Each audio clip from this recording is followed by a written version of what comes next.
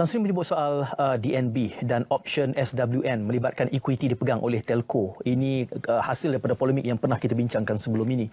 Dan tidakkah ini membentuk satu pendekatan yang monopolistik untuk capaian 5G? Apa jaminan manfaat nilai ini akan sampai kepada rakyat apabila ia bersifat monopolistik dan tidak ada Saya sedar bila perkara ini, polemik ini timbul, saya nekat untuk menyelesaikan dalam masa yang cepat. Saya tidak mampu untuk melihat perebutan ataupun polemik ataupun macam-macam perkara yang mengganggu perjalanan pembangunan untuk rakyat.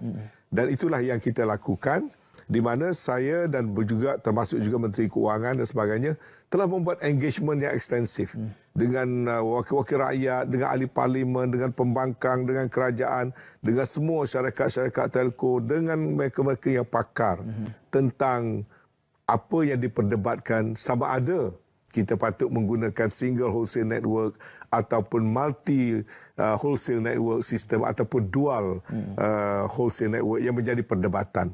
Dan ada tuduhan menyatakan ini adalah satu kaedah kerajaan memonopoli melalui DNB tentang perkhidmatan 5G, sedangkan perkhidmatan 4G itu dilakukan oleh syarikat-syarikat telco tanpa ada penglibatan kerajaan. Saya perlu buat satu penjelasan secara yang tuntas tentang perkara ini. Saya dah katakan tadi, pengalaman kita daripada 2G, 3G kepada 4G telah memakan masa 8 tahun sebelum rakyat dapat menerimanya. Sehingga kita terpaksa melancarkan program jendela untuk kita memperbaiki perkhidmatan itu. Bila 5G kita hanya nak buat dalam masa 3 tahun, kita tidak mampu nak melihat syarikat ini compete satu sama lain.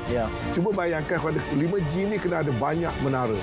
Jadi kalau setiap syarikat buat menara sendiri, dalam bandar Kuala Lumpur akan penuh dengan menara-menara 5G. Sedangkan kita perlu hanya single highway. Lebih efisien, tidak bertindih dan kita akan dapat uruskannya dengan lebih baik.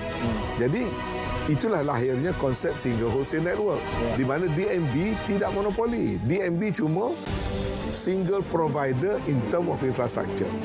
Namun begitu, oleh kerana ada aduan kata mereka tak dapat menyertai mereka dah ada infrastruktur dan sebagainya, lalu kerajaan setuju untuk membuat modifikasi. Okey, 70% kita bagi pada syarikat. Tapi still single platform.